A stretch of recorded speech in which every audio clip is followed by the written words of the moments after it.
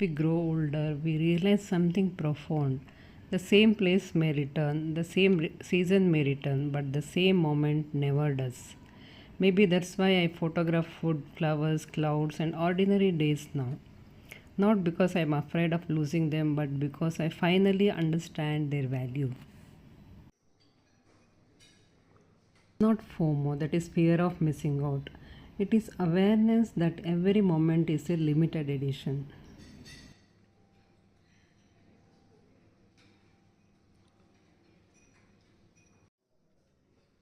I have done the mistake of recording the moment than leaving it.